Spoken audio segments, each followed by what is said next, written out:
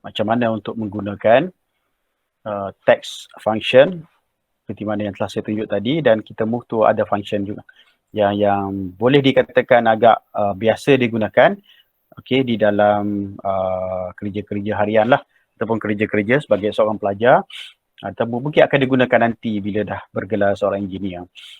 Text function dah habis. Kita akan tengok kepada next adalah statistical function, dan saya akan ambil beberapa.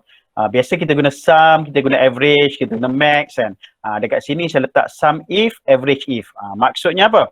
Maksudnya bila ada if tu dia ada condition lah.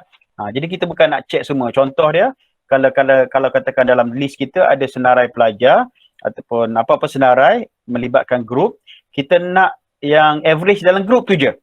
Kita tak nak average semua. Kita nak average semua satu. Nak average dalam setiap group pun satu. Jadi kita boleh guna yang ada if tu. Dia punya adik-beradik dia ada if. Yang kalau sum, dia kira sum semua. Kalau sum if tu, kita ada condition. Condition apa? Tak semestinya condition group ke, condition lelaki ke, perempuan ke, apa saja condition yang kita nak kenakan. Dia boleh banyak multiple condition dan juga satu condition. Tapi saya tunjuk hari ni sebagai banyak sangat, nanti saya tunjuk satu condition lah. So point dia ada function yang kita boleh guna berdasarkan condition. Contoh kita ambil sum dululah. Kalau katakan sum, kita ada contohnya kita nak kira sum total lah markah untuk ECE 421 ni. Kalau saya sum, saya terus ambil yang ni auto sum. Kan? Dah dapat 3053, senang. Kalau average, saya terus je ambil average dekat sini. Mana average? Average. Average 61.06. Tapi kita nak juga average yang mana melibatkan group sahaja. Contoh dia kita guna average if. So macam mana nak guna average if? Dia ada 3 parameter. Yang pertama kita ambil dulu average if. Ambil satu saja. Kalau ada S tu ifs, dia banyak kriteria lah. So kita nak kriteria. Kita nak kriteria tu adalah group. Contohnya kita nak grupnya ada dekat sini. Group dia kita nak EE kata 232 ni. Group ni kita nak average berapa? Average berapa? Jadi apa yang kita buat? Kita guna equals to average, jangan average tapi ambil average if. Average if. Dia kena ada tu. Dan kemudian apa yang kita nak? Kita kena pilih tempat mana yang kita nak cari kriteria tu. Contoh dalam grup ni kita nak supaya di display by group. Jadi kita pilih markah tu ataupun kita pilih kolom yang mana group, semua group ada dulu. Kita pilih kolom tu. Pilih group. Dan kemudian kriteria yang kedua, parameter kedua adalah kriteria mana yang kita nak tengok. Kita bergantung pada apa yang ada kat sini. Maksudnya contoh kita nak tengok EE 231 3A. Dan kemudian average range ni data mana, kolom mana yang datanya kita nak supaya dia cari average, which is data dekat sini lah. Kita ambil satu contoh je lah, E421. Jadi kita tengok dekat situ, average 583 ni adalah sebenarnya adalah average untuk ECE 421 untuk group 2313E sahaja. Dia tak semua. Kalau semua, kita tengok tadi, kita letak dekat sini, average 61.06. Yang ni adalah, jadi kita boleh tukar dekat sini. A, kita letak B. B average dia 57.2. Kalau C pula, average dia 59.7. Tapi, kalau kita nak buat macam ni, jenuh je lah kan. Nak tukar satu-satu. Ada cara sebenarnya, kita boleh buat drop down dekat sini. Yang pertama, nak buat drop down, kita boleh ambil daripada group ni, kita boleh guna satu lagi function yang saya tak senaraikan dekat sini. Function tu adalah kita pastekan dekat sini dulu. Kita paste, kita select semua. Kita nak cari yang uniknya kan, maknanya A ni banyak A. Macam mana kita nak simplify supaya A ni ada satu, B ada satu, C ada satu. Kita guna remove duplicate. Remove duplicate function ni dia ada dekat data. Dekat data. Tab data. Kita select ni, kita pergi tab data dan kita ambil ni yang ada tanda X ni. Tapi kalau kita letak kat sini dia ada keluar lah. Remove duplicate. Klik on remove duplicate button. Okay, dan klik OK. Jadi dia akan ambil unique sahaja. Okay, bila dah ada yang ni, kita akan gunakan, saya pinjam sekejap satu topik, satu part dalam data validation. Data validation nombor 4 ni. Name range and drop down list. Kita boleh gunakan untuk jadikan drop down list. Okay, saya ambil yang nombor 4 ni sekejap. Okay, sebab kita nak guna dekat sini. Okay, so kita letak dekat sini.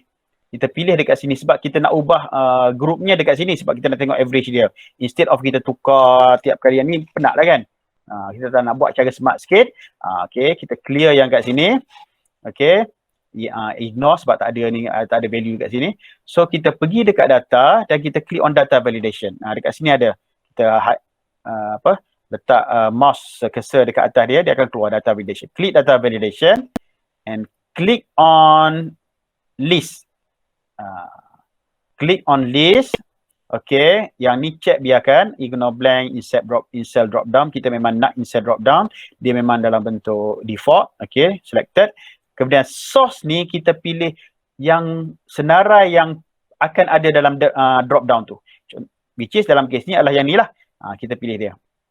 Kita pilih, tengok dia ambil letak dia punya address kat sini, range kat sini, dan click on OK. Jadi bila kita klik, dia akan keluar dalam bentuk drop down. Ya. Jadi kita pilih lah. Kita pilih senang. Keluar 58.3. Kemudian B keluar macam tu. E kita boleh tengok average. Ya. Okey. Jadi sebenarnya yang lain-lain itu kan sama je lah. Tapi saya letak dekat sini. Saya tunjuk satu je lagi ya. Kemudian max lain sikit. Sum dia sama je. Tapi mungkin ini dia sesuai dengan sum. Data ni biasa kita letak sum. Semua ni kan ambil average, ambil apa maksimum. Kita tengok max. Siapa yang dapat max dan juga min. Tapi boleh digunakan untuk mana-mana tempat lain yang sesuai lah untuk ni. Sum if, kemudian min if, semua count if dan seterusnya lah. Okey. Yang saya akan sentuh max min. Sama juga max dengan average dia sedikit berbeza kan. Cuba tengok dia punya parameter dia. Max if. Max if kalau average dia ambil range of criteria dulu. Tapi kalau max if dia ambil range of data dulu. Range of data dulu. Okay. Okay, transformer kriteria range pula ya. Kriteria range this one is the criteria. Senarai kriteria dia kita nak carilah sini. Dan last sekali adalah kriteria dia di dekat mana kita nak tengok dekat sini. Okey. Jadi kita tengok untuk max C dia 91, kalau A 96, kalau B 98. Begitu juga dengan min, kita ada min if. Okey. Range dekat sini. Dan kemudian kriteria ya dekat sini. Dan last sekali selected kriteria dia dekat sini. Okey. Kita dapat itu. So semua secara terang. Kita boleh begitu. Bergantung kepada yang kita pilih dekat sini. Okey. So saya rasa yang itu boleh tinggalkan, dan yang ini bolehlah cuba jauh lagi ataupun lepas khusus workshop ni nanti. Mari kita tengok last pula. Last ni macam mana last ni kita sekejap kita nak cari daripada senarai itu yang keberapa tertinggi contoh yang keberapa tertinggi, maksudnya last semua ni dia company dia opposite lah. Okey, last semua kita ambil last dengan semua. Contoh dia dekat ni kita nak cari yang paling tinggi berapa. Yang paling tinggi maksimum kita maksimum lah. Tapi kalau yang dia bila last kita ambil last contoh array, katakan kat sini kita panggil, kita nak yang tertinggi sekali. Kalau biasanya kita guna max kan. Kalau kita guna last ni kita boleh pilih yang tertinggi ke berapa. Kalau kita guna max, dia akan ambil yang paling tinggi. Tapi kalau kita guna lush, kita boleh ambil yang tertinggi pertama 99. Yang tertinggi kedua berapa? Pelan-pelan. Yang tertinggi ke katakan ke 10. 86. Dia ada rank dia. Jadi itu beza max dengan lush. Kalau lush satu sama dengan max. Tapi kalau lush 2, 3, 4 ada dia punya beza dia. Ya. Begitu juga dengan small bersama yang terendah berapa. Okey. Yang terendah berapa. Rank pula dia macam sama tapi dia tentukan yang nama yang kita pilih tu rank berapa. Contohnya 90 tu rank berapa dalam senarai apa ni data tu ya. Contoh dekat sini kita tengok kalau rank ni yang rank EQ okey dalam kita tengok dekat sini number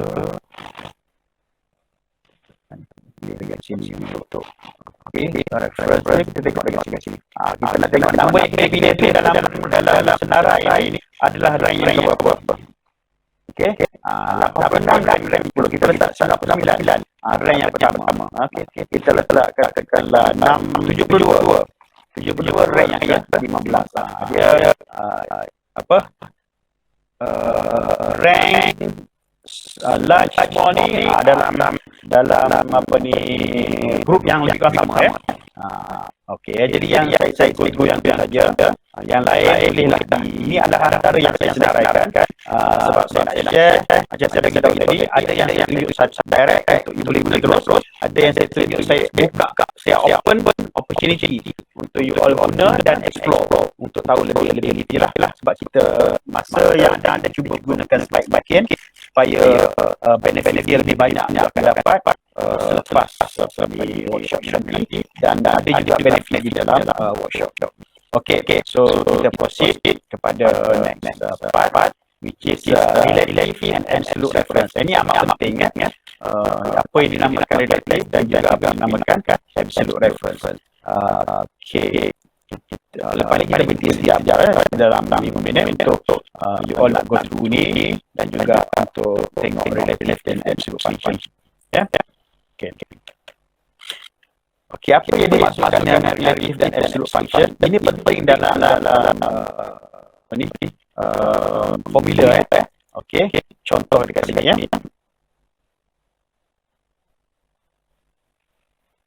Okey, saya buang yang ini. Okey, absolute function ni dia penting bila melibatkan formula. Kita letak katakanlah kita letak katakanlah kita nak ambil percentage 20% daripada markah. Okey, katakan formula ni macam equals to 20% times dengan markah EC. Jadi maknanya kita nak ambil 20% daripada EC equal to 1. Maka dia akan keluarkan 19 sini. Okey. Jadi bila kita drag ke bawah, saya cuba perhatian dekat sini E2. Saya tak E2. Bila saya tarik ke bawah, yang ni dia jadi J3. Maknanya dia secara automatik dia copy formula dekat atas tetapi dia ubah mengikut sel yang kita drag formula tersebut. Kalau kita drag ke bawah lagi yang 15 dia jadi E4. Maknanya dia akan combine. Okey. Yang E4 ni ini dipanggil relative reference. Relative sebab dia bila kita letak relative nanti dia akan tukar according to the sel yang kita drag dia. Tapi kalau absolute dia tak berubah. Contoh macam ni ya. Katakan ini absolute ni macam mana kita nak absolute bila kita letak star itu kadang-kadang kita nampak perasaan ada star dollar sign ya. Dollar sign before the column label and dollar sign for the row label ya. Jadi bila kita buat macam tu, jadi kalau saya drag ke bawah dia akan jadi sama sebab dia tak berubah. Nampak ya? Itu kat bawah ni pun itu, kat sini pun itu, semua itu. Ini adalah absolute reference. Okay, sekarang saya cuba tunjukkan apa beza antara absolute dengan relative dulu ya. Jadi kegunaan dia macam mana? Okay. Contoh kegunaan dia macam ni ya. Kalau dalam kes yang memang kita nak supaya dia berubah bila kita drag ke bawah, okey, dalam kes ni maka kita tak boleh pakai absolute reference. Kita kena pakai relative. Sebab kita nak supaya bila kita drag dia akan relative, bersifat relative lah, dia akan berubah. Ini dalam kes yang mana kita nak dia supaya berubah, ya. Kita letak guna relative. Katakanlah dalam kes kita tak nak dia berubah. Contoh macam ni. Katakanlah kita ada satu weight yang memang kita tekan ini weight 20%. Kita nak ubah, ya. Jadi 20% ni kali dengan itu, kita akan letak kat sini. Sebab kita nak ubah kat sini, weight ni tak convert dari masa ke semasa mungkin kita akan ubah weight ni daripada 20%, tapi kita nak maintain, ya. Jadi kalau kita letak weight ni which is dalam dekat sini K1, kalau saya rasa lebih nampak besar. Boleh nampak kan K1 yang saya dekat atas, ya. Okey, kalau kita letak K1 dekat sini dalam formula ni sebagai relative, bila kita drag ke bawah, dia akan berubah.